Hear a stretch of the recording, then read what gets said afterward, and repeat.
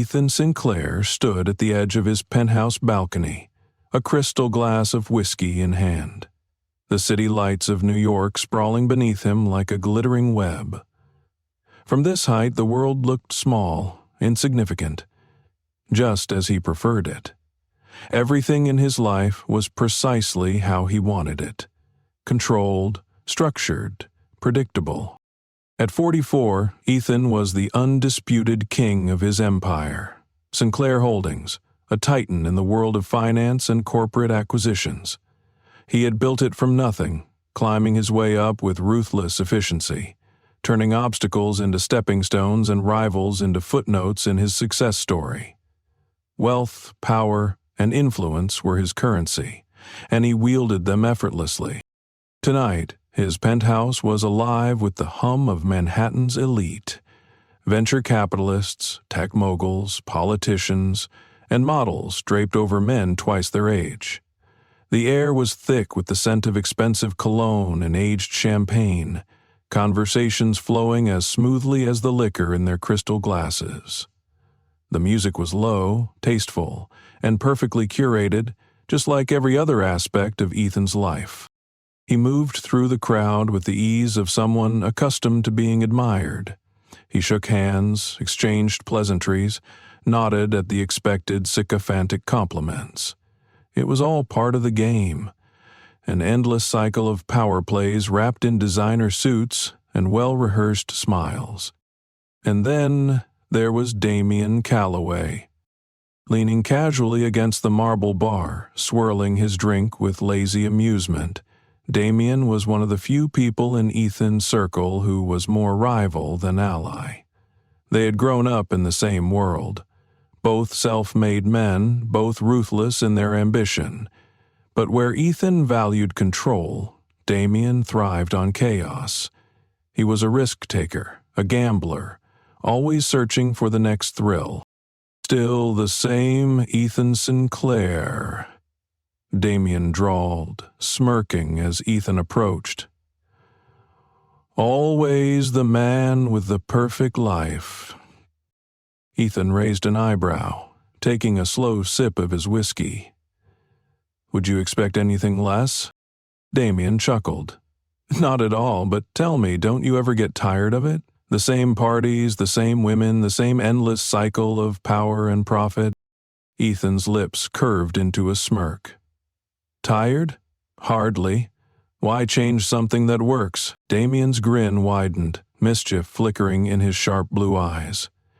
That's exactly the problem, Sinclair. You're too predictable.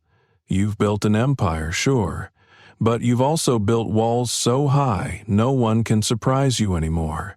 You ever crave a real challenge? Ethan tilted his head, intrigued but wary. What kind of challenge? Damien leaned in slightly, his voice lowering as if sharing a secret. Something outside your world of control. Something, or someone, you can't buy, manipulate, or dominate. Ethan laughed, the sound sharp and confident. There's no such thing. Oh, I think there is, Damien countered smoothly. In fact, I'll bet you on it. The word bet was a hook that dug deep. Ethan was competitive to a fault, and Damien knew it. His entire life had been a series of calculated victories, each one reinforcing his belief that there was no challenge he couldn't overcome. What's the bet? Ethan asked, his tone casual, but his interest undeniably piqued. Damien gestured toward the room where guests mingled in their designer outfits, sipping vintage wine. We both know you have a type, Sinclair. Young, beautiful, polished women who fit perfectly into this world of yours. But what if I told you to marry someone completely opposite? Ethan raised an eyebrow. Define opposite. Damien's smirk turned into a full grin. Someone who doesn't fit your mold, someone who isn't conventionally beautiful by your standards, who comes from a completely different world. And here's the catch. You have to stay married for 6 months. No tricks, no loopholes, no buying your way out. Ethan exhaled slowly, setting his glass down on the marble bar, his mind already racing. He saw the challenge for what it was: a game, an opportunity to prove his superiority, to show Damien that no situation was beyond his control. The terms were absurd, but that only made the prospect more enticing. "And what do I get out of this?" he asked, eyes gleaming with calculation. "If you succeed," Damien said, his voice silk smooth, "I'll personally invest $75 million into Sinclair Holdings. No strings attached." Ethan smirked, but Damien wasn't finished. "But if you fail," he continued, leaning back with the confidence of a man who knew he'd set an impossible trap, "your reputation as the man who always wins? It'll take a serious hit. And you and I both know perception is everything in your world." Ethan felt a slow, familiar rush of adrenaline, the thrill of the wager, the certainty of victory. "You're on." The conversation shifted, but the bet lingered in Ethan's mind, wrapping itself around his thoughts like a vice.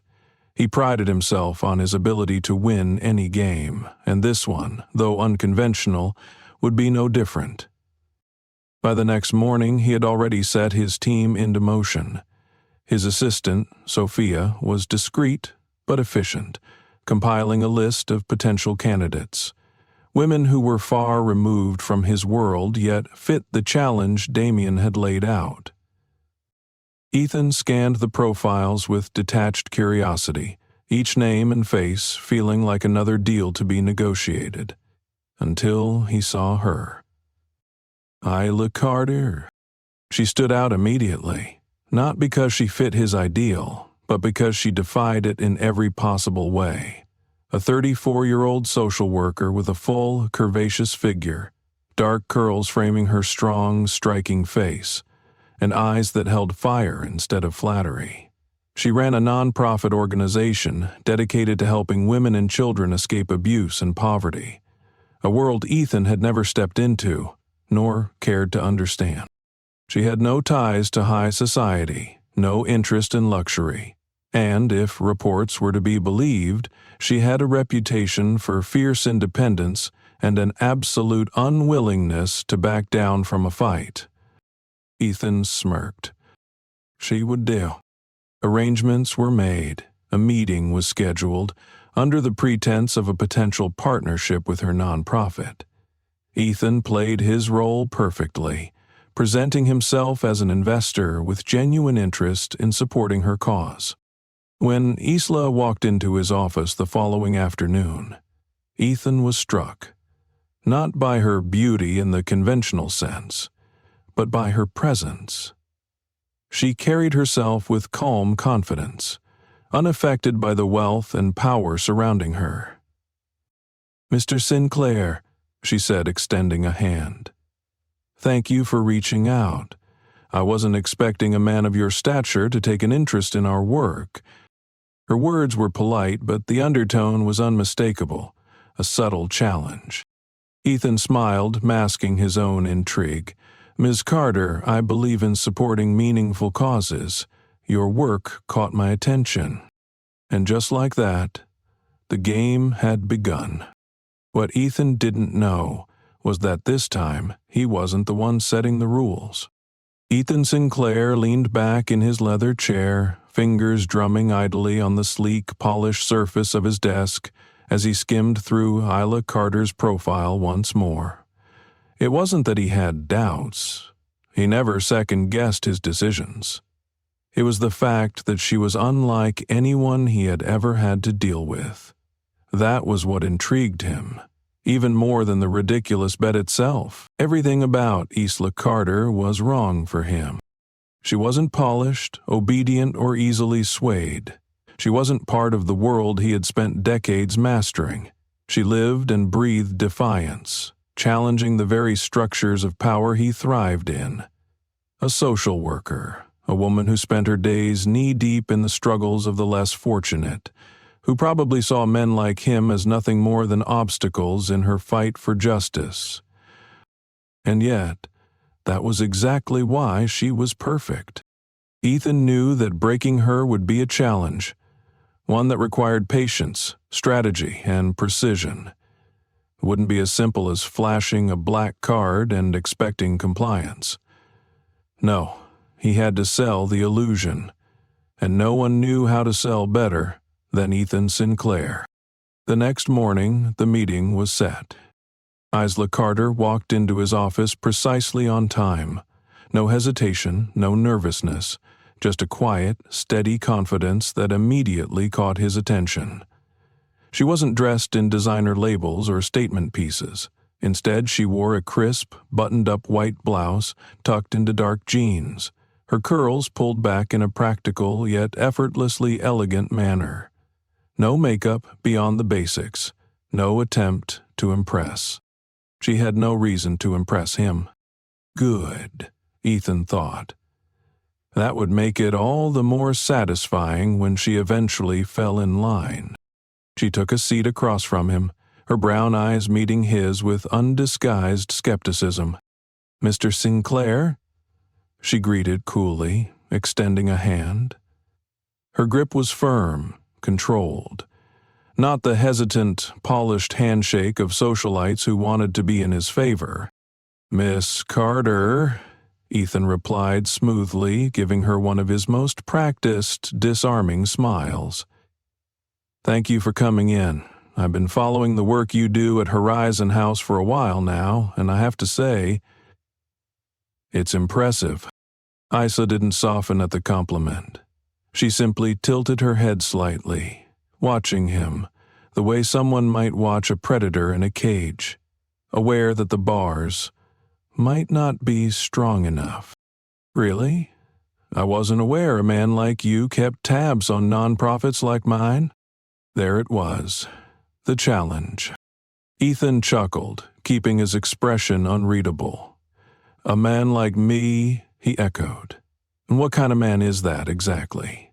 She leaned forward slightly, her voice calm but firm. "The kind of man who doesn't do anything without an angle. So tell me, Mr. Sinclair, what's yours?" Ethan admired the bluntness, though he wouldn't let it show. Instead, he shifted gears, leaning forward as well, lowering his voice just enough to suggest something personal, something real. "I won't insult your intelligence by pretending I don't have interests in how I invest my money," he admitted. "But the truth is, Horizon House is exactly the kind of initiative I want to support. Sustainable, impactful, and tackling an issue most people in my world conveniently ignore." Isla didn't blink. She let his words hang between them for a moment, then sat back, crossing her arms. "And how does helping survivors of domestic abuse and displaced families serve your business interests?" Ethan smiled inwardly. She was good. "It doesn't," he said simply. "But it does serve my personal interests." She raised a skeptical eyebrow. "How?" "Now, for the hook." "Image," he admitted, exhaling as if he were revealing some great burden. "People like me, Isla, we're always under scrutiny. Partnerships like this show the world that I care, that I'm invested in more than just profit margins. And in exchange, Horizon House gets the funding and connections it desperately needs. A mutual transaction, a business deal." That was what Ethan expected Isla to latch onto, but instead her expression darkened. "That's what this is to you?" she said, voice quieter now, sharper. "Just another transaction?" Ethan didn't falter. "That's what everything is, Ms. Carter." She exhaled slowly, and he could see her calculating, weighing the pros and cons. She needed the funding, there was no denying that. Horizon House had been struggling for months, and Ethan knew exactly how desperate nonprofits could get when it came to resources, which was why his next move would seal the deal. "There's something else I'd like to propose," he said, voice calm, assured. "Something that could elevate Horizon House in ways you haven't even considered yet." Her brows knit together slightly. "I'm listening. Marry me." Silence. Ethan watched her reaction carefully, observing the minute shift in her posture, the barely there tightening of her jaw, the way her fingers curled slightly against the armrest of the chair. She thought he was joking, until she realized he wasn't. "Excuse me?" Isla finally said, her tone carefully measured. Ethan smiled, his charm dialed up to calculated perfection. "I know how it sounds, but hear me out.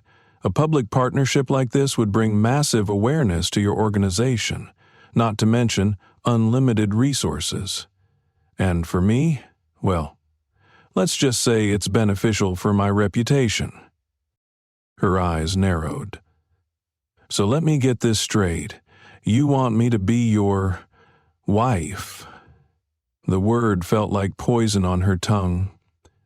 For what? A PR stunt? A mutually beneficial arrangement? He corrected smoothly. She let out a short, humorless laugh. "This is insane." "Is it?" Ethan countered. "You get millions in funding for your cause, complete autonomy over how it's used, and national attention for Horizon House. In 6 months, we go our separate ways. No harm, no foul." Isla shook her head, leaning back in her chair. "And what do you get, Sinclair?" Ethan met her gaze, holding it steadily. "An image adjustment." "Ah." She nodded once, understanding dawning in her expression. "You mean damage control?" Ethan smirked. She was fast. "Call it whatever you like," he said easily. "But the offer stands. 6 months, no strings attached. You walk away with more than you've ever had access to. I walk away with a clean press record. Everyone wins." Isla exhaled through her nose, studying him. Ethan could see the conflict in her eyes, the war between her values and her reality. He had done his research. Isla Carter wasn't the type to be bought, but she was the type to make sacrifices for the greater good. This wasn't about her pride.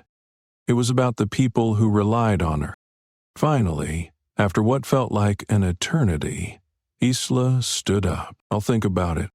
Ethan smiled. She would say yes. Because in the end, everyone had a price, even if theirs wasn't measured in dollars. Isla Carter had spent the last 48 hours agonizing over Ethan Sinclair's proposal. Every part of her instincts screamed that it was a terrible idea, that she was stepping into a game she didn't fully understand. But then she thought about the women at Horizon House, about the single mothers escaping abuse, the children who needed stability. She thought about the endless rejections from grant applications, the donors who offered support but never followed through, the shelters that had already shut down due to lack of funding. And suddenly, her personal discomfort seemed like a small price to pay. So, when she walked back into Ethan's office 2 days later, her shoulders squared and her jaw set, she already knew her answer. Ethan was leaning casually against his desk, looking as composed as ever, his expensive suit crisp, his eyes gleaming with quiet satisfaction. He already knew, too. "I assume you've made a decision," he said smoothly, watching her carefully. "I'll do it," Isla said, crossing her arms. "But on my terms." Ethan raised an eyebrow, intrigued. "Do tell." "I maintain full control over Horizon House. Every dollar you provide goes directly to the nonprofit. No strings, no oversight from you, she said firmly. And if at any point I feel this arrangement is compromising my integrity, I walk away. Ethan smirked, as if her resistance entertained him. You won't, he said, but fine, agreed. Tell more thing. Isla leaned forward slightly, her voice like steel. This isn't real. I don't care what public image you're trying to create, but behind closed doors, this is a contract, not a relationship. You understand? For the first time, Ethan's smirk faltered just slightly, as if the idea that someone would be indifferent to him was unexpected. Understood, he said finally, his voice unreadable.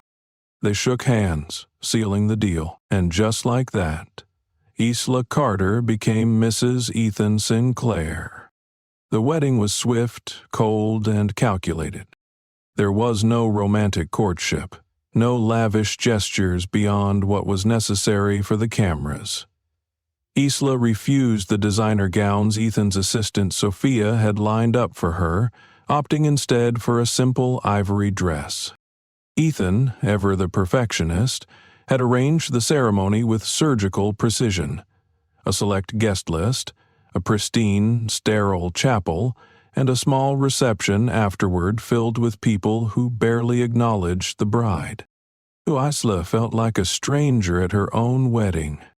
She stood beside Ethan as he charmed the guests, watching the way he effortlessly controlled the room, slipping in and out of conversations with a polished ease she would never possess. To him, this was just another business deal, another power move. But for Isla, it was something else entirely. It was a sacrifice, an uncomfortable and deeply personal bargain that she had made for the people who depended on her. And the worst part? It had worked. The next morning, before she even stepped foot in her office, Horizon House had received its first major donation. A staggering amount that would allow them to expand their shelter, hire more staff, and provide resources for hundreds more women and children. Isla should have felt victorious.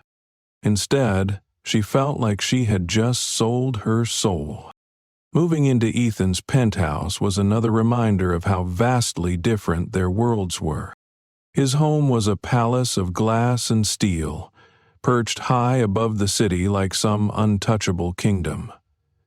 Every inch of it was meticulously designed, modern and devoid of warmth. The moment she stepped inside, Isla felt like she didn't belong. "This is your home now," Ethan said casually, gesturing to the massive space. Isla let out a quiet breath, taking in the cold perfection of it all.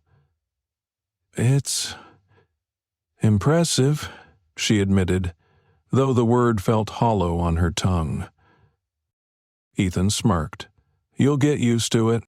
She turned to him, her expression unreadable. "I don't intend to." And with that, she walked past him and straight into the guest room, shutting the door behind her. Ethan stood there for a moment, watching the closed door. Then, for the first time in a long time, he felt something strange. He wasn't sure if it was annoyance or if it was curiosity. The weeks that followed set the tone for their marriage. Ethan, ever the calculated strategist, had expected Isla to eventually adjust to his world, to find comfort in luxury, to bend under the weight of the life he had built. But she didn't. She ignored the high society events he invited her to. She refused the designer gifts he had sent to her room. And instead, she spent every waking moment at Horizon House, pouring herself into the work that actually mattered to her. She saw through his attempts to control the narrative. When he presented her with a diamond necklace, she simply raised an eyebrow and said, "I'd rather see that money go toward building a new shelter." When he tried to get her to attend a charity gala, she said, "Your friends don't care about charity. They care about tax write-offs." Ethan should have been furious. Instead, he found himself intrigued. He was used to control, to power, to people falling in line. But Ela Carter, she was unshakable. One evening, Ethan returned home to find Isla sitting on the penthouse balcony, a thick case file open in front of her, papers spread out across the table. He poured himself a drink and walked over, his gaze flickering over the documents. "Work as usual?" Isla didn't look up. "It's what I actually care about." Ethan took a slow sip of his whiskey.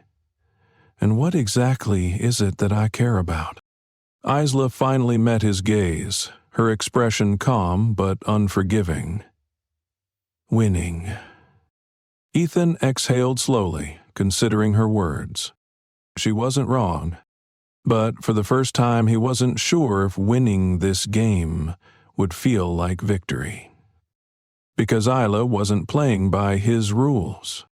And he was starting to wonder if maybe, for the first time in his life, he wasn't either. Ethan Sinclair was used to control. He built his empire on it, thrived on it, and wielded it like a weapon. But Isla Carter was unlike anything he had ever encountered. She didn't fight him outright, didn't raise her voice or argue just for the sake of defiance. She simply refused to play his game. Every carefully laid out plan he had for integrating her into his world was met with quiet, unwavering resistance. She wasn't impressed by wealth, wasn't moved by power, and certainly wasn't interested in pretending to be the obedient wife his business partners expected her to be. And the worst part? It bothered him. Ethan hated that it bothered him. But it did.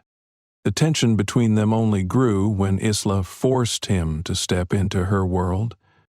The invitation, if it could even be called that, came one morning over breakfast. One evening, Ethan returned home to find Isla sitting on the penthouse balcony, a thick case file open in front of her, papers spread out across the table. He poured himself a drink and walked over, his gaze flickering over the documents. "Work, as usual?" Isla didn't look up.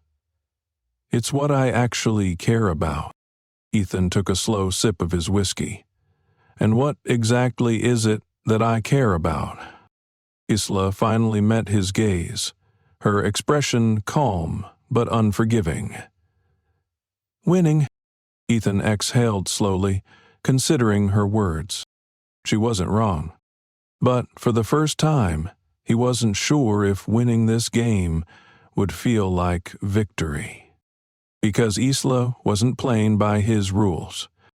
And he was starting to wonder if maybe, for the first time in his life, he wasn't either. Ethan Sinclair was used to control. He built his empire on it, thrived on it, and wielded it like a weapon.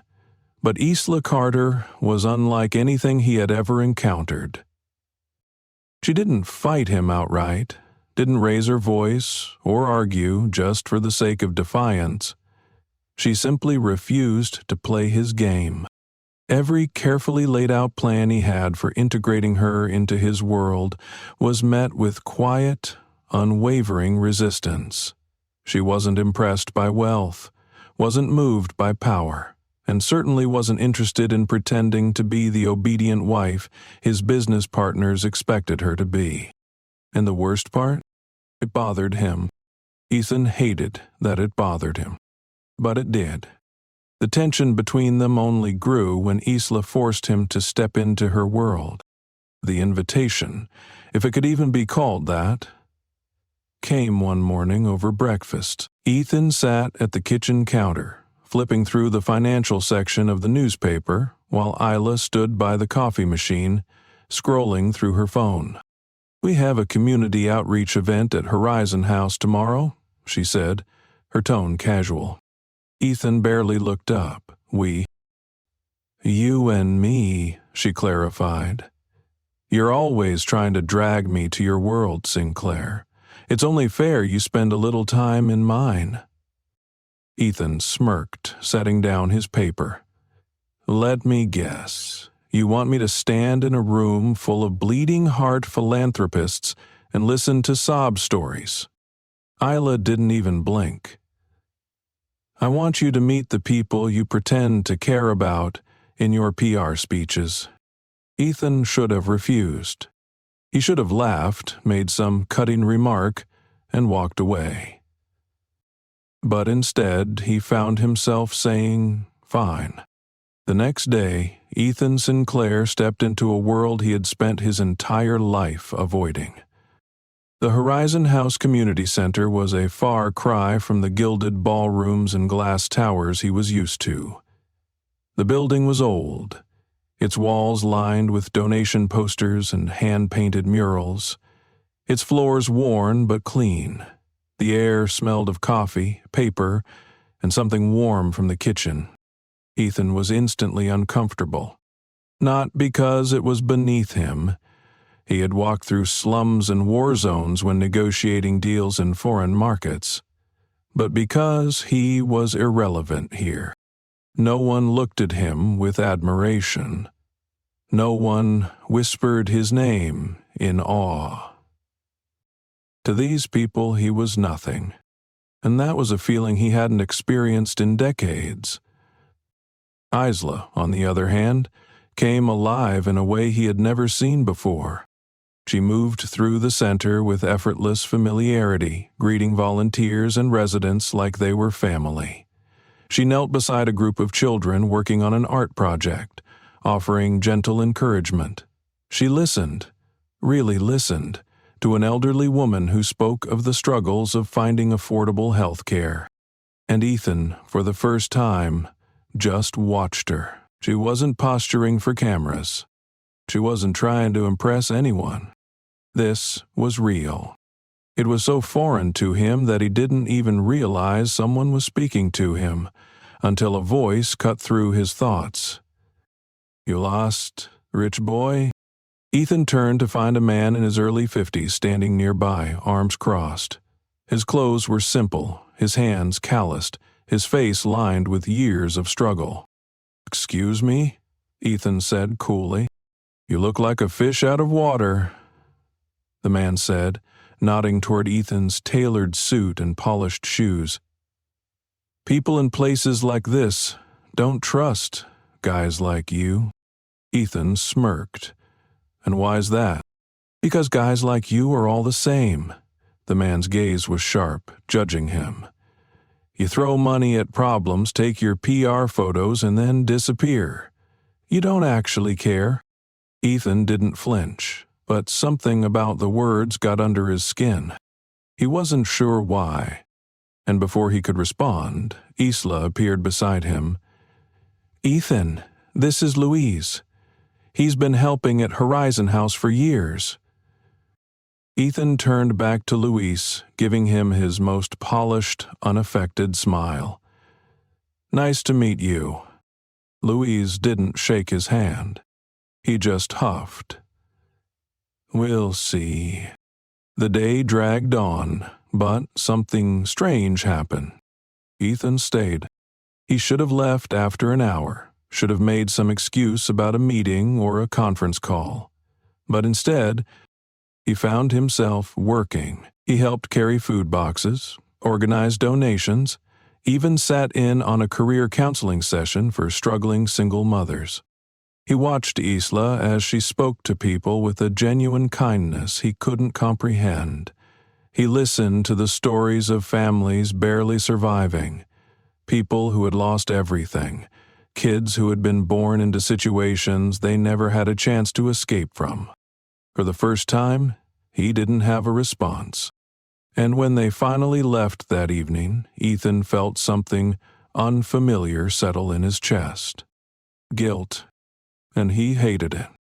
That night, back at the penthouse, Isla walked in first, setting down a box of leftover donations before heading toward the kitchen. Ethan followed, silent for once, pouring himself a drink before leaning against the counter. Today was different. he finally said. Isla glanced at him, raising an eyebrow. Uncomfortable? Ethan hesitated. Maybe. She nodded once, pulling a carton of milk from the fridge. That's the problem with people like you, Sinclair. You build your world so high up that you never have to see what's below. Ethan exhaled slowly, swirling the liquid in his glass. And what exactly am I supposed to do about that? Isla met his gaze, her voice quiet but firm. Do something real. And for the first time in a long, long time, Ethan Sinclair wasn't sure if he knew how. Ethan Sinclair had spent his entire life mastering control. Control over his business, his reputation, and the people in his carefully curated circle. But Isla Carter was different. She was an anomaly, a puzzle he couldn't quite solve, and that infuriated him. Ever since their visit to Horizon House, something inside him had shifted. He had spent years believing that power and influence were the only currencies that mattered, that money could fix any problem or buy any loyalty. But Isla, she made him question everything. The days following their visit to Horizon House were tense. Isla continued to ignore his world, refusing to play the role of the devoted wife he had envisioned for this arrangement. She spent her days at the community center, her nights locked away in the guest room, avoiding Ethan whenever possible. And for the first time in his life, Ethan hated being ignored. One evening, he found himself sitting in his office, staring blankly at the numbers flashing across his laptop screen. The quarterly reports were strong, profits were up, investors were happy. And yet, it all felt hollow. Frustrated, he shut his laptop and leaned back in his chair, rubbing his temples. Then, before he could second-guess himself, he reached for his phone and dialed a number he never thought he would. Isla answered on the third ring. "You're calling me?" she asked, clearly surprised. Ethan exhaled. "Where are you?" "Still at Horizon House?" she said, sounding distracted. He could hear voices in the background, the sound of children laughing, of people moving. "Why?" "Because it's late," he said, glancing at the clock. "You shouldn't be walking back alone." She let out a short, breathy laugh. "I've been walking these streets long before you ever showed up in my life, Sinclair. I'll be fine." Ethan clenched his jaw. "I'll send a car." "I don't need a car." His fingers tightened around the phone. "Isla." "I'll see you at home," she cut in, before hanging up.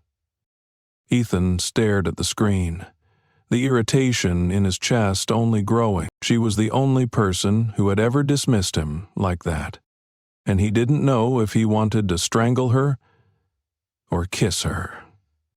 The next morning, Ethan was still irritated. So, when Isla strolled into the penthouse kitchen, her hair damp from the shower, wearing a loose sweater and leggings like she owned the place, he decided to push her. He leaned back against the counter, sipping his coffee, watching as she pulled a carton of orange juice from the fridge. "You're making a habit of coming home late," he said smoothly. Isla didn't even look at him. "That's what happens when you actually work." Ethan smirked. There she was. "And what exactly do you think I do all day?" "Make money." She poured herself a glass. "Pretend to care about people, so they'll keep giving it to you." Ethan chuckled, shaking his head. "You're exhausting. And yet you keep trying to talk to me?" Isla shot back, leaning against the counter across from him. "Which begs the question, why?" For a moment, Ethan just looked at her. She was beautiful, though she never tried to be. There was something effortless about the way she carried herself, something that made him feel off balance in a way he wasn't used to. Finally, he said, "Because you intrigue me." Isla raised an eyebrow, unimpressed. "I'm not some social experiment, Sinclair." "No," Ethan admitted. "You're a problem." That caught her attention. "A problem?" she repeated, crossing her arms. Ethan took a step closer, lowering his voice. "You don't fit." Isla held his gaze, refusing to be intimidated. "Good. I never wanted to." Ethan let out a slow breath, shaking his head. She was impossible, and for some reason he couldn't look away. That night Ethan found himself restless. He stood by the massive floor-to-ceiling windows of the penthouse, staring out at the city, his mind racing. For so long he had thought this life was enough. The money, the power, the respect. But now all he could think about was a woman who refused to be impressed by any of it. And he wasn't sure if he wanted to prove her wrong or if he wanted to change. Maybe both. Maybe neither. All he knew was that for the first time in years, he wasn't sure of anything at all. Ethan Sinclair had spent his entire life bending the world to his will. No one told him no. No one resisted him. No one challenged his authority. Until her. Isla Carter had been a thorn in his side since the day they signed their deal, and yet she was all he could think about. The problem was, she wasn't playing the game the way he expected. She wasn't even playing at all. She had taken his money, yes, but she hadn't taken anything else. Not the influence, not the luxury, not the security of the world he offered. She remained completely untouched by him. And that infuriated him. Because for the first time in his life, Ethan Sinclair was losing. The next test of control came when Ethan started making moves to assert his presence at Horizon House. It was a calculated move, one that should have worked. He had his assistant reach out to their board, offering additional funding, pushing for expansion, suggesting strategic connections that would elevate the nonprofit beyond its current limitations.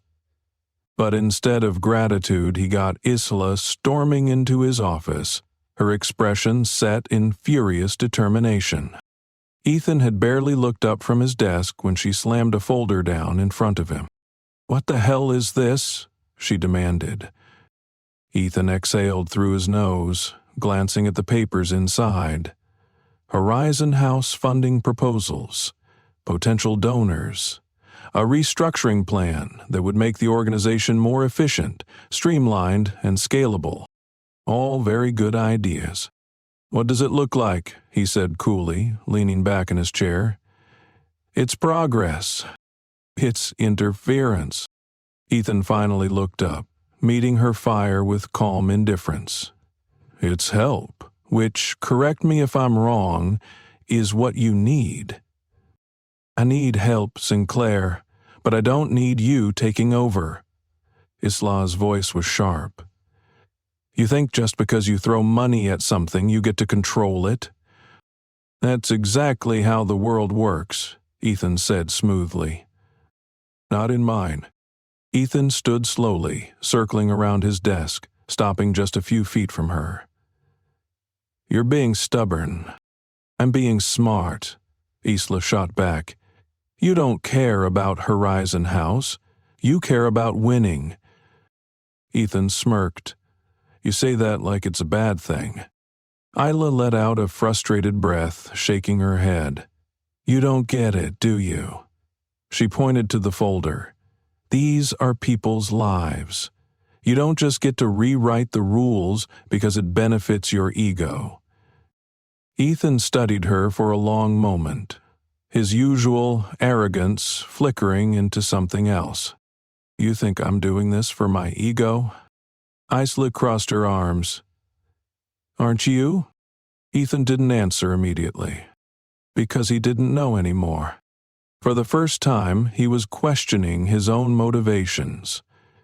Questioning what, exactly, he was hoping to gain from all of this.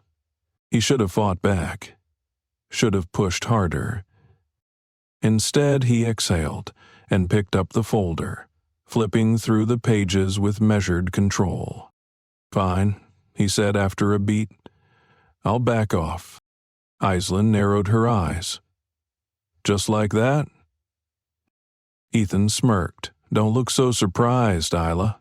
I can be reasonable." She scoffed. "I'll believe that when I see it." And with that, she turned and walked out of his office, leaving Ethan with a strange, unsettled feeling in his chest. A feeling he didn't like. The following weeks became a game of endurance. Ethan stopped interfering. He let Isla run Horizon House exactly the way she wanted, but that didn't mean he stopped watching her, because Isla had become a problem he couldn't ignore. He saw her in the mornings, half asleep at the kitchen counter, flipping through emails while sipping her coffee. He saw her in the evenings, exhausted but satisfied, her hands still covered in marker from working with the kids at the center. She was unlike anyone he had ever met. She wasn't afraid of him. She didn't crave his approval. She had nothing to prove. To him, to anyone. And that was dangerous.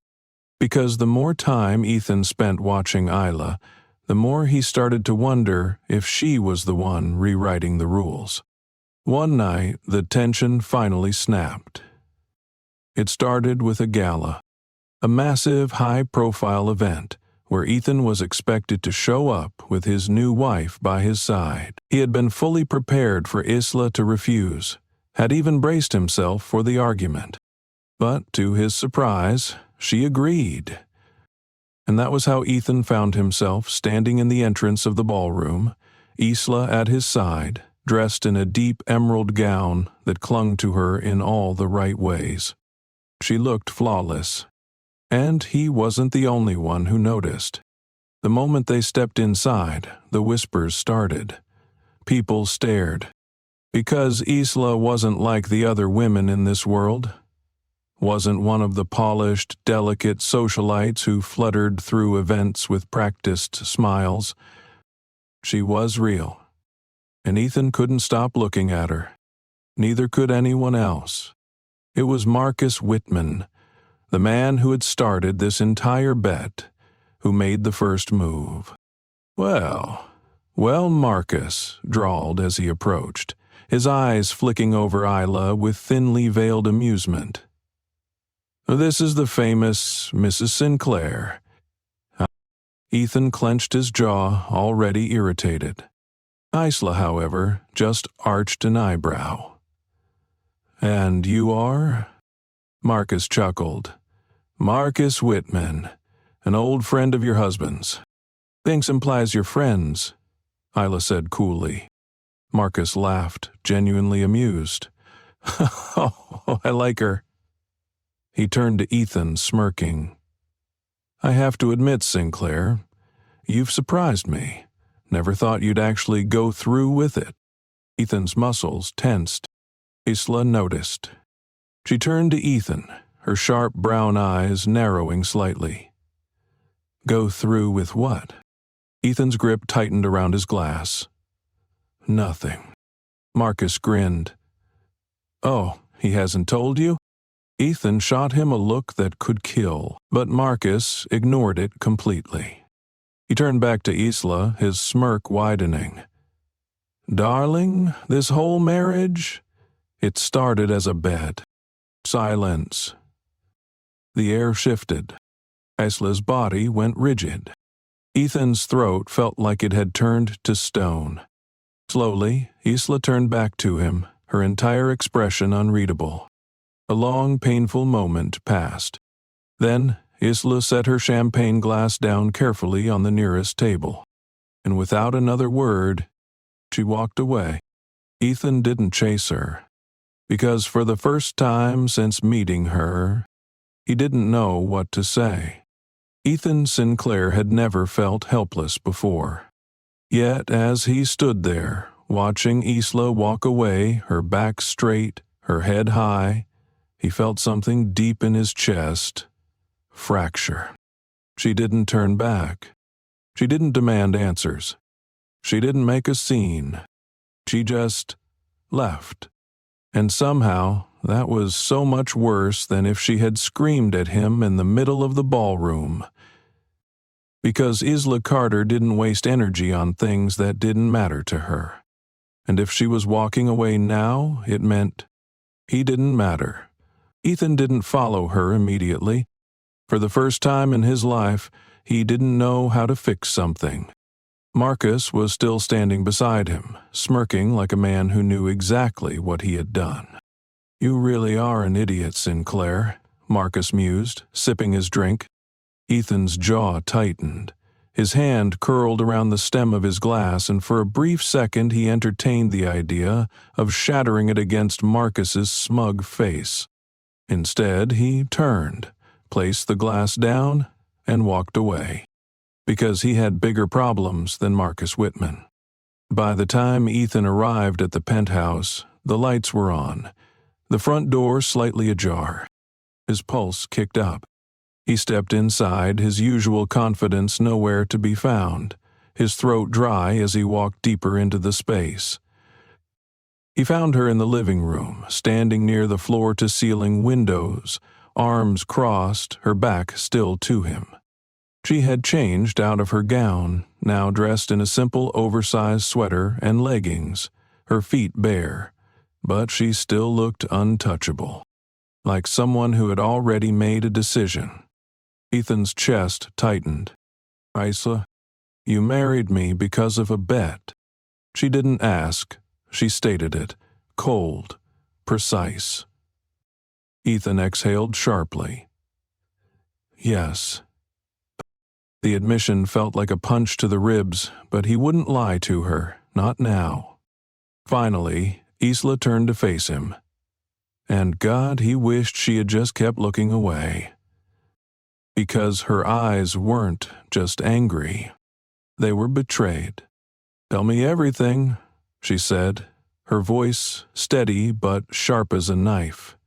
Ethan ran a hand down his face, trying to buy time. Trying to find a version of the truth that didn't sound as bad as it was. But there was no version that could make this right. So, for the first time, Ethan Sinclair told the truth. He told her about the bet with Marcus, about how it had started as a challenge, a game. He told her how he had thought she was just another obstacle to conquer, how he had been so sure that, in the end, he would win. But he also told her something he had never admitted to himself until now. That somewhere along the way, it had stopped being a bet. It had stopped being about Marcus, about proving a point, about controlling the outcome. It had become about her. And that was the real problem, wasn't it? Because for the first time, Ethan Sinclair had fallen into a game he didn't want to win anymore. And somehow, he had lost everything anyway. When he finished speaking, Isla didn't respond immediately. She just looked at him, like she was seeing him for the first time. And she didn't like what she saw. Finally, she nodded once, like she had already come to a decision. "Okay," she said quietly. Ethan felt a flicker of hope, even though he knew he didn't deserve it. But then she stepped forward, brushed past him, and walked toward the guest room. And that's when Ethan realized what was happening. No.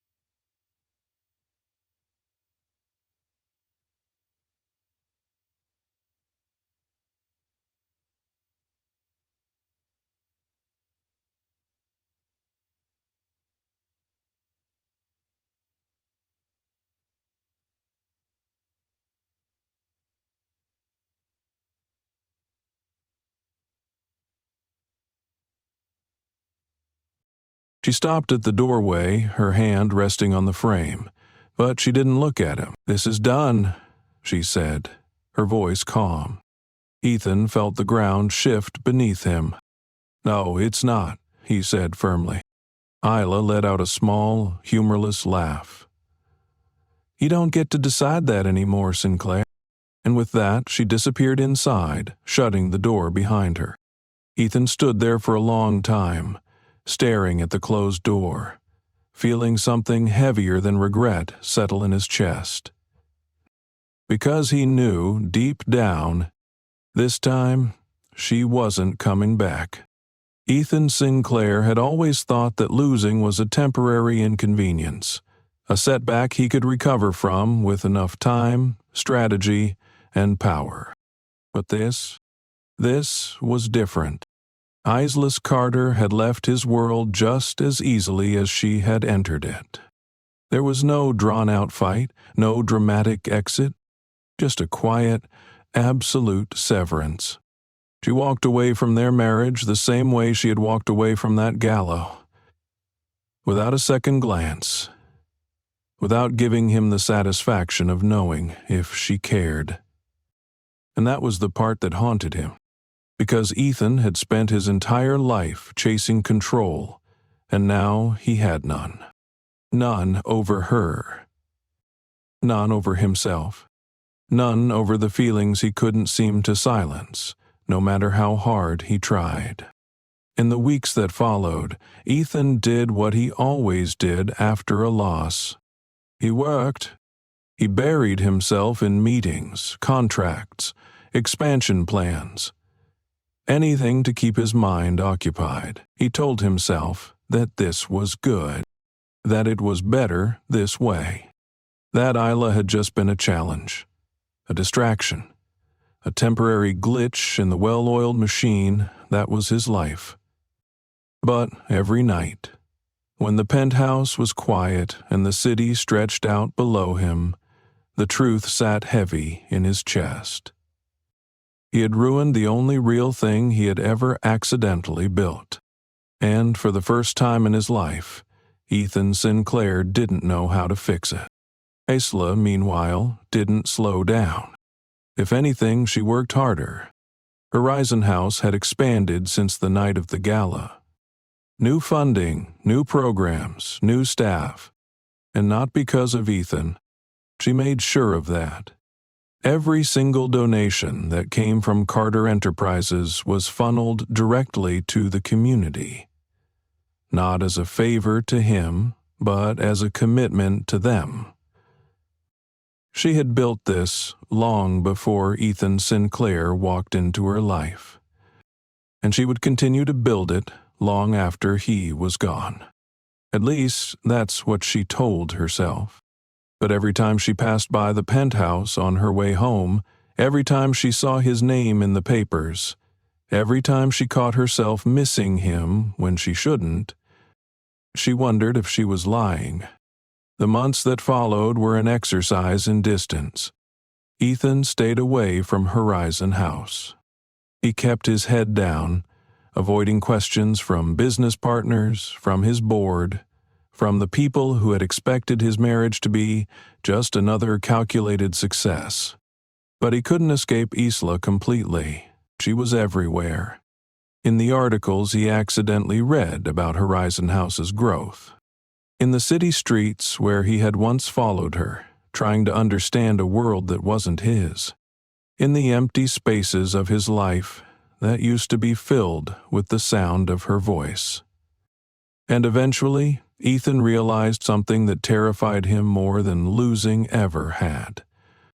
He didn't just miss Isla. He needed her. And for the first time in his life, he wasn't sure if needing someone was enough. It wasn't until 6 months after she walked away that Ethan finally saw her again. A new Horizon House Center had just opened across the city. It was a massive success, a testament to Isla's relentless dedication and the community that had rallied around her. Ethan hadn't planned to go, but then he did. Not as a sponsor, Not as an investor. Not as the billionaire CEO of Carter Enterprises, but as a man who had spent every day of the last 6 months trying to be someone worth knowing again. When he arrived, the event was already in full swing. Families gathered, children played, volunteers moved effortlessly through the space, organizing supplies, bringing Isla's vision to life. And then, there she was, standing at the center of it all. She looked exactly the same. And yet, somehow, she looked different too. Ethan wasn't sure if it was time or distance or the way she carried herself with a kind of quiet certainty that made her seem untouchable now. But for the first time, he felt like he was standing on the outside of her world, looking in. And he hated it. Isla noticed him almost immediately. Her eyes flickered over him once before she turned back to the volunteers. And that, more than anything, told him exactly where they stood. But Ethan didn't leave. Instead, he waited. He stood at the edge of the crowd, watching as Isla moved through the center, watching as she gave all of herself to something that mattered. And when the event started winding down, when the crowd thinned, when the last of the speeches were over, Ethan finally made his move. He didn't approach her right away. He let her see him first. Let her make the choice. And when she finally turned toward him, when she finally met his eyes with something unreadable in her gaze, he exhaled. A chance. That's all he wanted.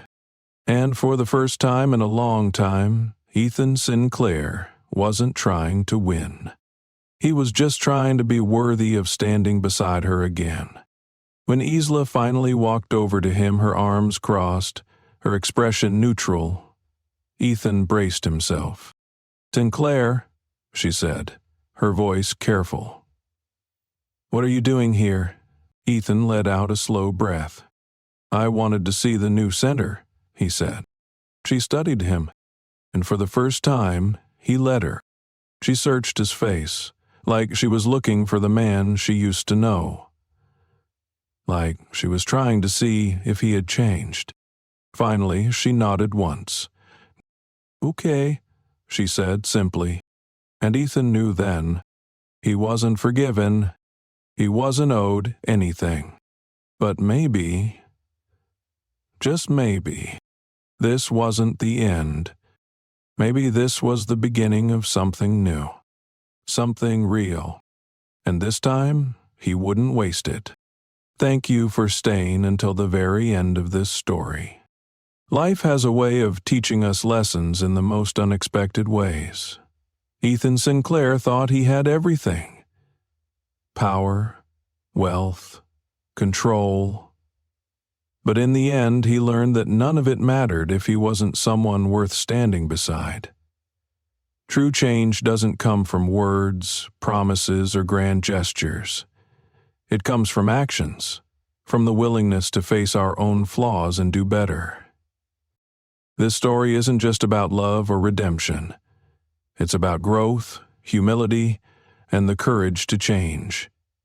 It's about understanding that people are not games to be played, that trust, once broken, isn't easily repaired, and that sometimes the greatest victories in life aren't about winning at all, but about becoming a better version of ourselves. What did this story mean to you? Have you ever had a moment in your life where you had to fight to become better? Let us know in the comments and tell us where you're watching from. And if you enjoyed this journey, don't forget to subscribe to the channel so you never miss another powerful story like this one. See you in the next video.